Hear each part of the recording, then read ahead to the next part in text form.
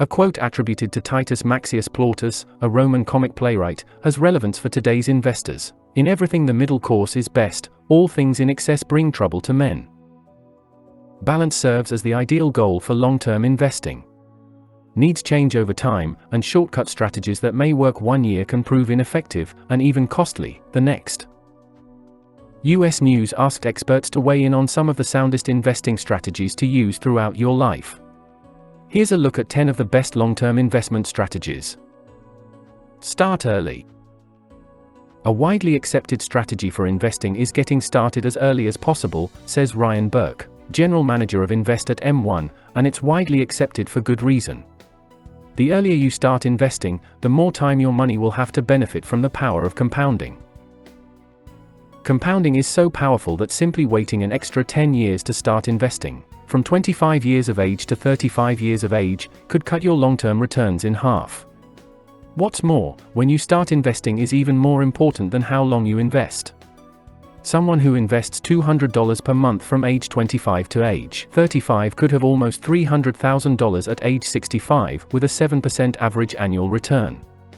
If that same person waited until age 35 to invest $200 per month, but kept investing all the way until she was 65, they would end up with only $245,000 by age 65.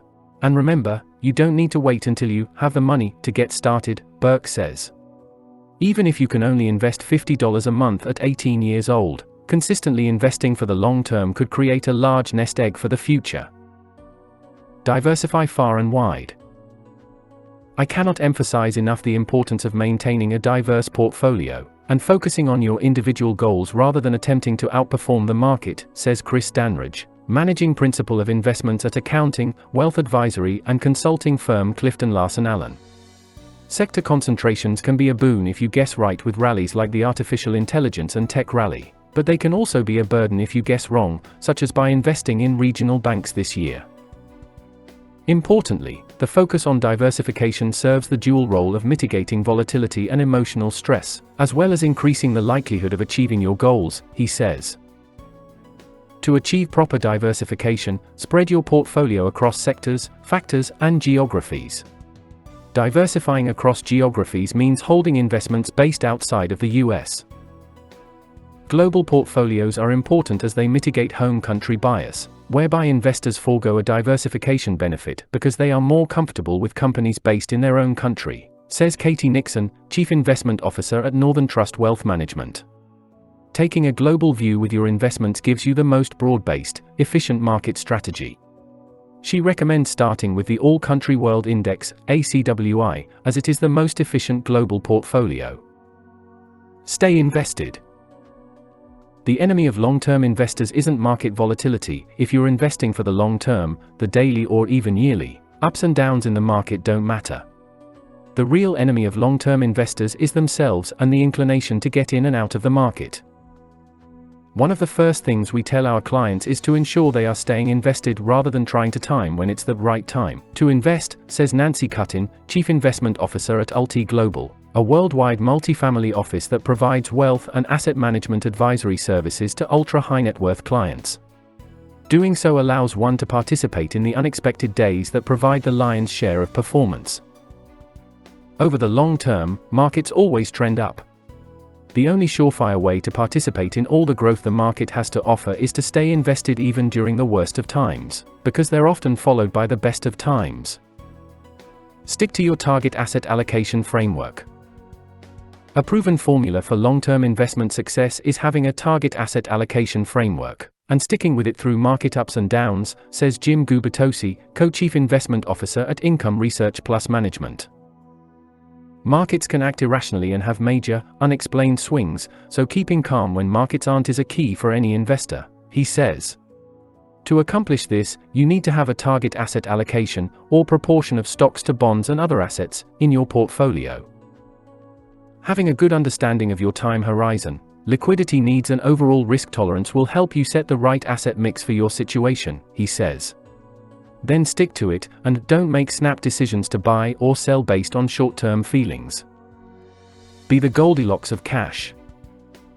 No one knows what the market will do, so instead of trying to predict what will happen, Nixon says to prepare by setting aside a reserve of cash and high-quality shorter duration bonds that you can tap in times of market stress to fund your financial goals and lifestyle. Having this portfolio buffer allows investors to stay the course with their risk asset portfolios, allowing time for equity values to recover, for example, she says. However, having too much of a buffer can do more harm than good. While cash can work well in the short term for financial planning needs and provide safety amid market volatility, too much cash can be a drag on your portfolio, Danridge says. This year's interest rate increases may make cash and cash-like positions, such as treasury bills and money market funds, seem like an appealing way to earn a decent yield while protecting your principal, but such safe investments simply cannot provide the return long-term investors need to keep up with inflation, which can erode long-term purchasing power.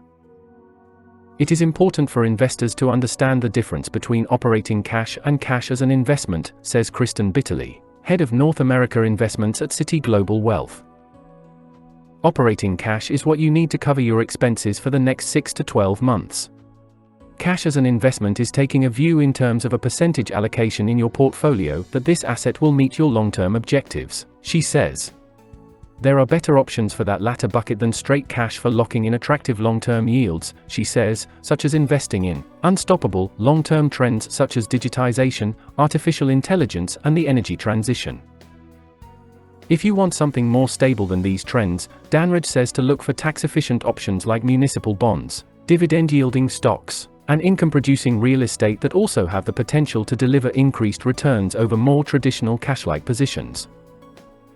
To combat inflation, which is something that long-term investors need to mitigate in all environments, Nixon says to consider adding Treasury inflation-protected securities, or TIPS, which adjust their principal to match inflation, and natural resource-based equities, which are more sensitive to inflation, to your portfolio.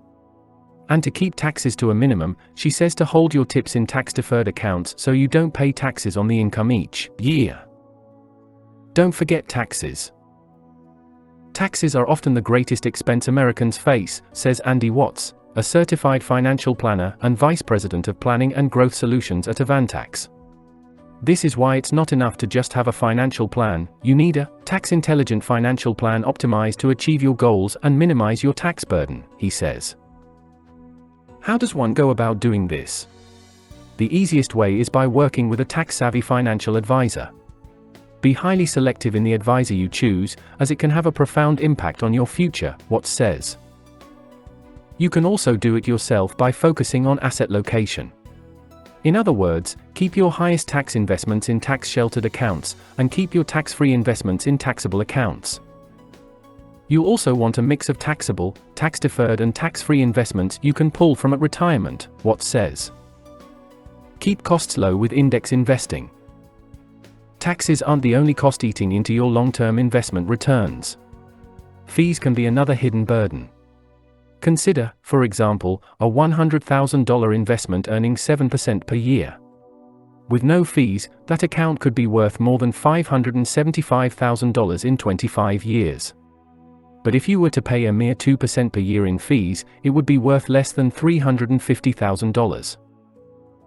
One surefire way to keep your costs low is to invest in low-cost index funds or exchange-traded funds, called ETFs, that track the performance of a broad market index, such as the S&P 500, says Harry Grand, head of the New York office for Angeles Wealth Management. This strategy offers instant diversification and tends to outperform most actively managed funds after fees over the long term. Diversify your income streams. While taking taxes into account, you should also look for other ways to diversify your income streams during retirement.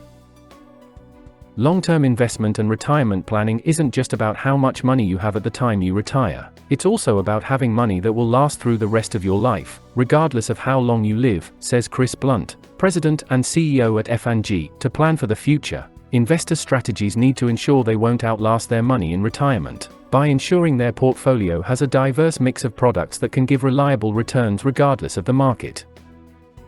For example, including insurance products like annuities can protect against longevity risk by providing income for life. Other types of annuities have features that protect against market downturns and/or can serve as a hedge against inflation, Blunt says. There are also insurance products that can provide living benefits you can tap in a healthcare crisis, he says. Exploring your options and ensuring you have the right products for your portfolio is key. Revisit your strategic allocation to fixed income. Here is a long-term strategy that can be executed today. Capitalize on rising yields today by locking them in for the long term. The 2022 rise in yields provides an excellent opportunity for investors to revisit their strategic allocation to fixed income, as we expect interest rates to remain elevated in the years ahead, creating a unique bull market for bonds, says Robert Tipp, Chief Investment Strategist at PGIM Fixed Income.